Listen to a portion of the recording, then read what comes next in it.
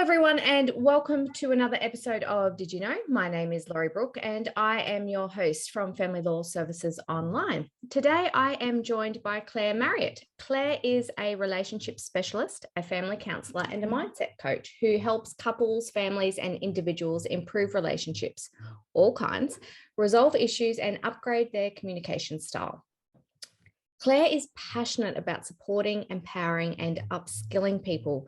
And before becoming a full-time relationship specialist and family counsellor in January 2018, Claire first worked for 4 years as a counsellor and facilitator within the Association of Educational Counsellors and Relationship Educators of WA, and also at the Resource Centre for Personal Development Training Centre for Counsellors.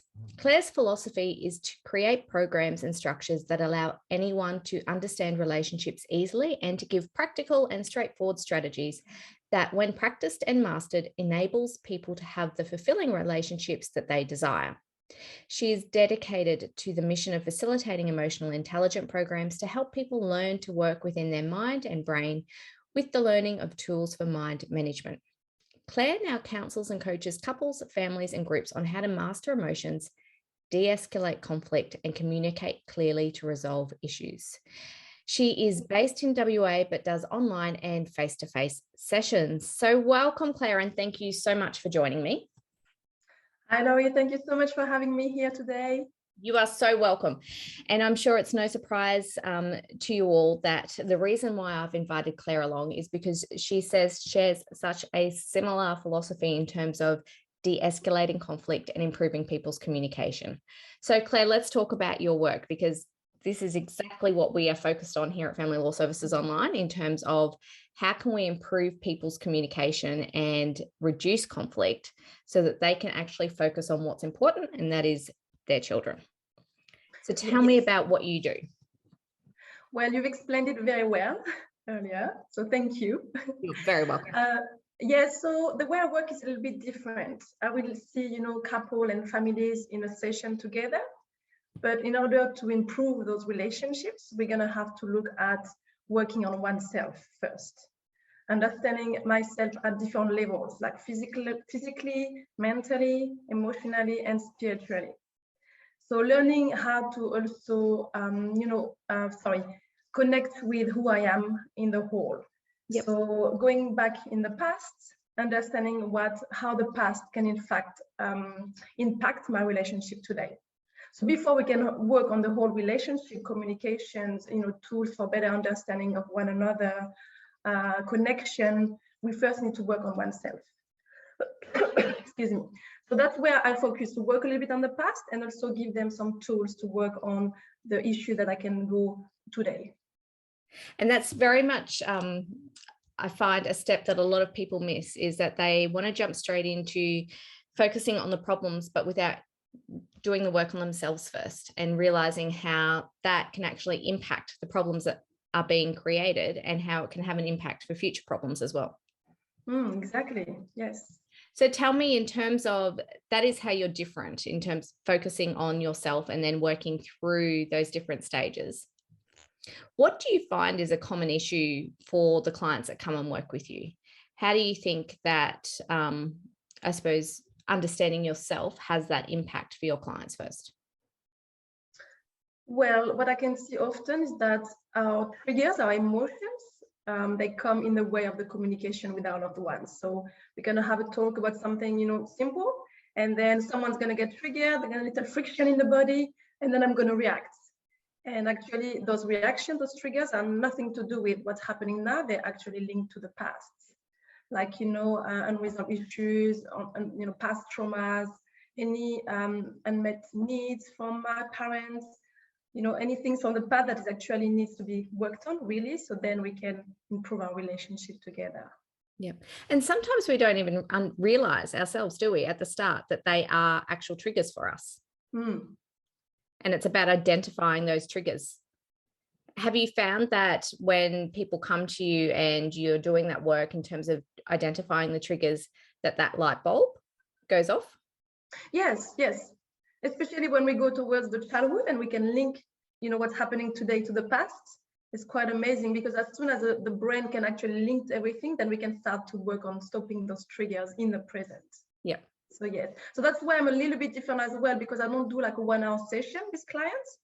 I actually have programs. So with my couple, it's going to be 6 hours session. It's a whole day, because in 6 hours, you know, we get time to, we get to know one another, we bond, we open up, you know, we go back in the past, we learn about the brain and the skill that we all have. So yeah, it is very different. Beautiful. And so do you need both people there to do this work, or can you work with an individual as well?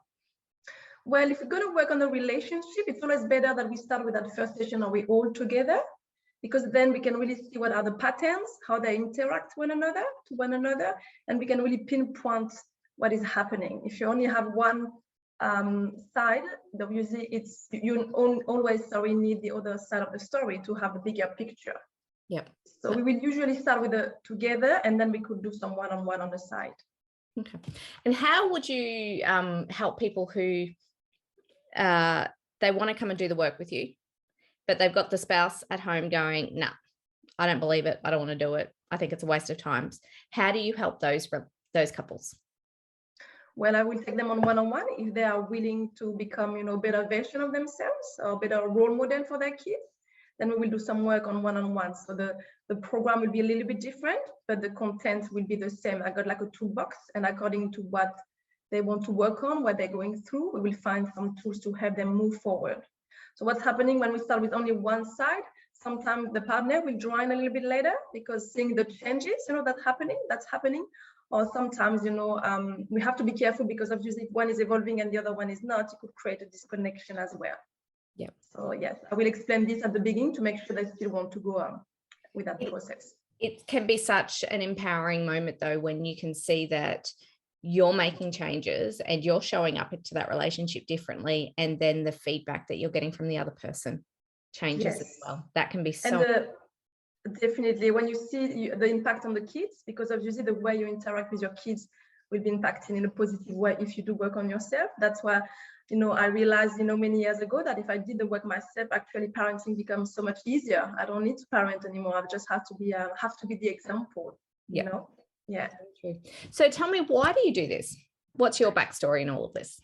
Well, okay, in a nutshell, I had to, when I was younger, you know, I was very emotional. I always been very, you know, connected to my emotions, but no one really gave me all the tools to help me. So I was kind of, you know, 14, 15, 16, kind of an emotional mess, if you can call it like that.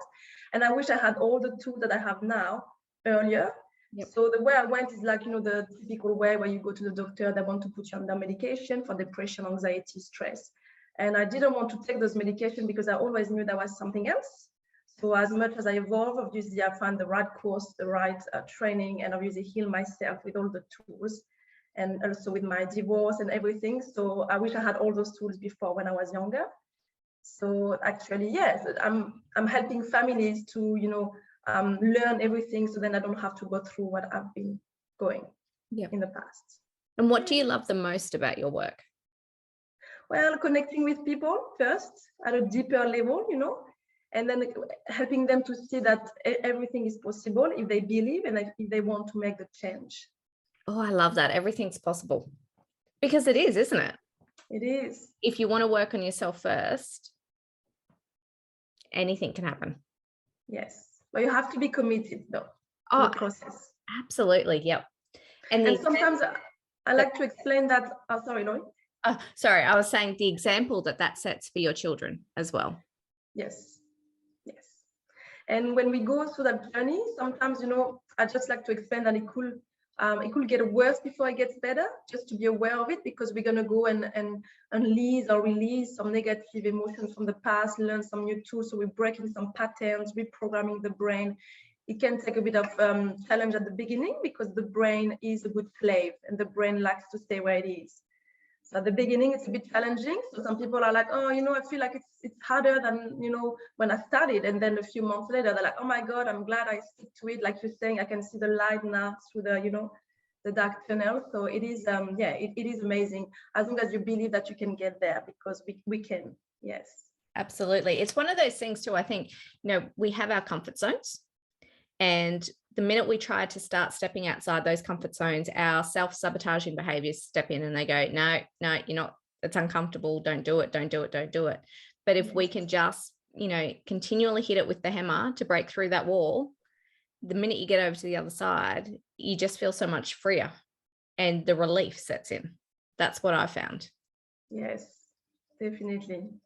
It's a great feeling. So in terms of conflict for families who are going through that separation and divorce process, what tips do you have for them to help them get through, I suppose, that initial hurdle of, we want the separation, we want the divorce, or maybe someone's just been told that, the other person wants a separation or divorce. And so you've got all the emotions that come with that.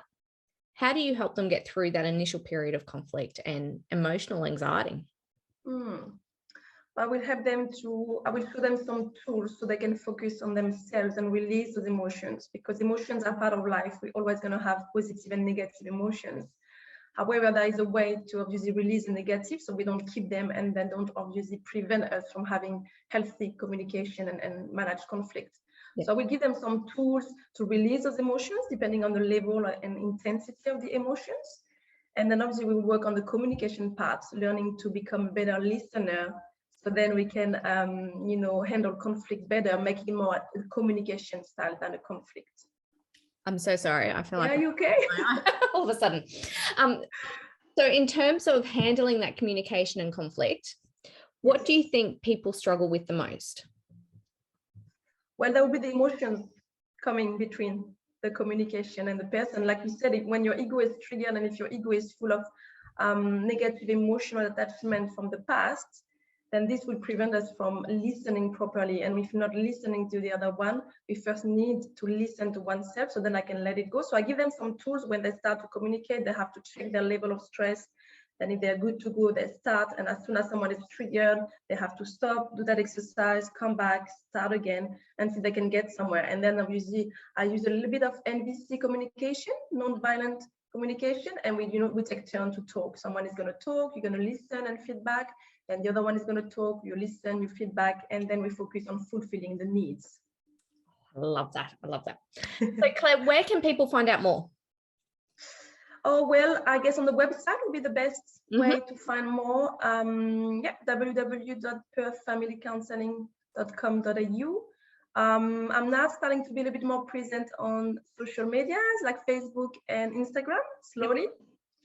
And then obviously you can give me a call to have some more information. Beautiful. So what we'll do is I'll put all of the links to your website and your social media below. And if anyone wants to contact you, they can reach out through socials or through your website. Yes. And connect with Perfect. you. And you do your online sessions as well. So this isn't restricted to people who are only located in WA. Not at all. Service anyway. No. Yep. Anyway. Yep. Beautiful. And like I said, the work that you're doing is so in line with our philosophy here. If we can improve the way that people do conflict, the only people who benefit from that is our children. And that is what the world needs at this particular point in time, as far as I'm concerned. There is so much hatred and conflict that's going around. So if you've got an issue when it comes to separation, divorce, or even just in your relationship, like if you're feeling a little bit stuck and unhappy and you don't know where to go next, please reach out to Claire. If we can improve the way that we do conflict and just make it healthier and make it so that you feel that you can be vulnerable and safe at the same time, then that's the perfect result. Would you agree? Yes, very well said. Beautiful. Thank you so much for joining me today, Claire. Thanks, Lori, for having me, and thanks everyone for listening. Thank you all, and I will see you on the next episode of Did You Know? Bye for now.